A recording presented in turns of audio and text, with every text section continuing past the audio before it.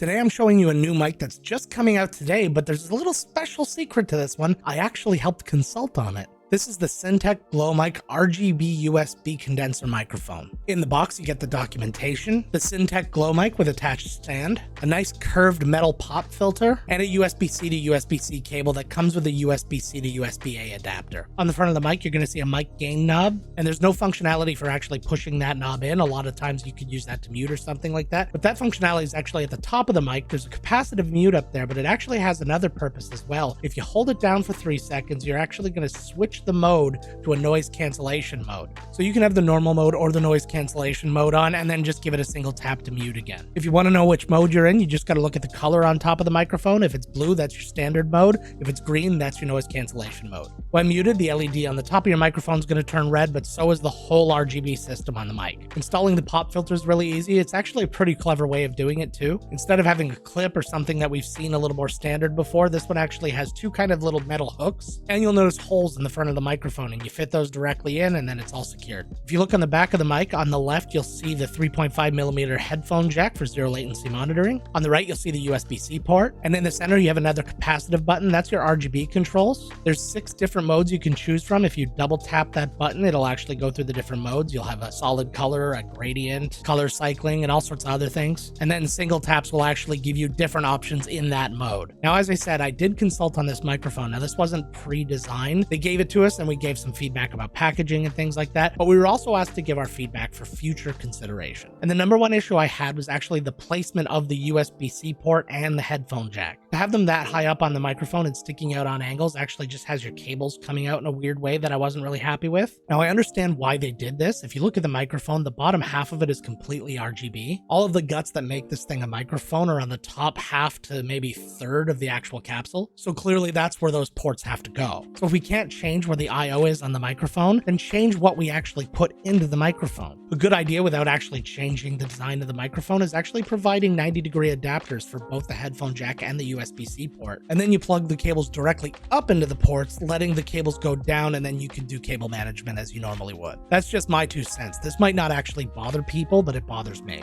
But what are we doing? We've got the mic here. Let's get it set up and give it a listen. So this is the microphone all set up now, and you can kind of see what I mean about these cables. And again, I may be a little nitpicky about it, but you can just see how they stick out, and not a huge fan. But other than that, it looks really nice. It's got that nice capsule look, kind of like the Razer Siren V2 Pro, and the RGB looks really nice on camera. Now, something that's a little bad though is when I have these 2 things plugged in, to get to this button I have to kind of reach and be very specific and surgical about it. Maybe that button should be moved down to the bottom here so I can just give it taps on the bottom like I give taps on the top. Just a thought. You see that everything but the actual base of the stand is still connected to the microphone to be able to hook it up to a mic arm. I would have liked to have seen it actually be able to disconnect as of here so I could connect it, but in the grand scheme of things, that's not a really big deal. Actually, the way I have my mic arm and stuff like that, having the extra few inches is actually a little bit helpful. Life's this game of inches. So we've been listening to the mic so far with the noise cancellation turned off, and we're just in that standard mode. So let's actually turn that on now and see what the difference is. Let's get a little bit of silence first.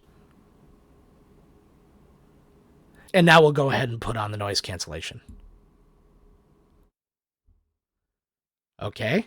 Silence is golden. So I heard the noise actually go away in my headphones right away, so I'll be really interested to hear what it sounds like when I go back and listen to it. So what I'm going to do now is I'm going to do my usual mic test phrases, but what I'm going to do is a little different this time. I'm going to do it with the noise cancellation on, and I'm going to do it with the noise cancellation off. Hear the genuine difference between the two, and then see how much I need to clean up each of those in post. The small pup, not a hole in the sock.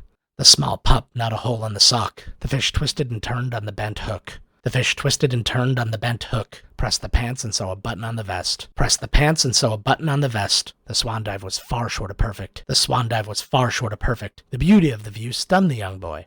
The beauty of the view stunned the young boy. Okay, so I'm going to go back and give this a listen and get my first impressions, and I'll be right back with you. Well, I'll be frank, just as far as natural sound goes, I was really happy with the way my voice sounded. The noise cancellation on this thing is actually out of this world, especially given the price point, which we'll get into in a little bit. But I did notice 2 things. First off, the sibilance was a little bit more than I was expecting. A metal pop filter is not going to work miracles when it comes to something like that. So you really do need to be mindful about managing your gain, plus actually managing the distance between your mouth and the microphone. The good news, because usually with condenser microphones, microphones, you're going to have to talk, and if you talk at a distance, you're going to have to up the gain, which actually ups the room noise. But because this thing has noise cancellation, you can actually move it a little bit further away from your face. So right now I'm looking at about this. What is that? 15 inches? But what I'm going to do now, I'm going to move myself a little bit further away from the microphone. So now I'm over a foot away from the microphone. So I'm going to just adjust the gain a bit, bring it up a bit. So now I have the levels as good as I can get it, so I can keep talking.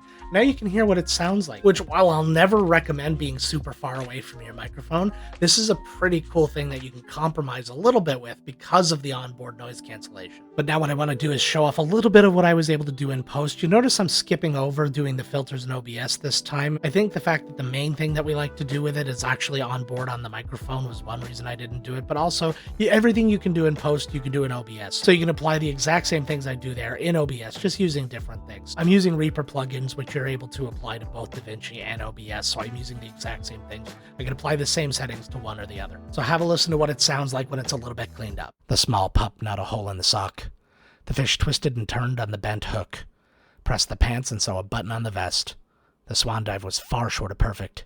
The beauty of the view stunned the young boy. The small pup, not a hole in the sock. The fish twisted and turned on the bent hook. Pressed the pants and saw a button on the vest. The swan dive was far short of perfect. The beauty of the view stunned the young boy. The small pup, not a hole in the sock. The fish twisted and turned on the bent hook. Pressed the pants and saw a button on the vest. The swan dive was far short of perfect. The beauty of the view stunned the young boy. The small pup, not a hole in the sock. The fish twisted and turned on the bent hook.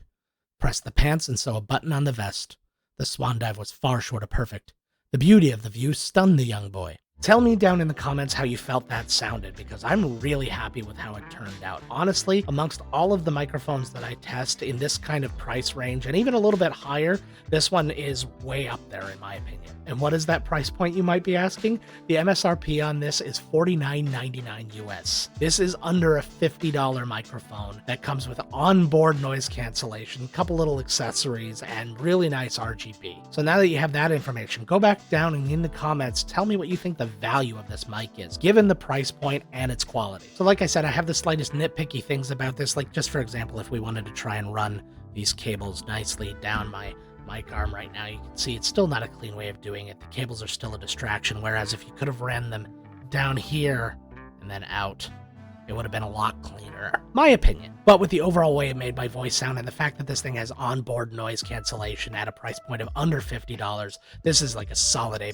microphone. I really hope you enjoyed the video. If you did, make sure to hit like and subscribe, hit the bell so you don't miss any new videos. And why don't you check out these two right here, a couple more budget microphones that you can do a little comparison shopping. Until next time, my friends, let's get to work.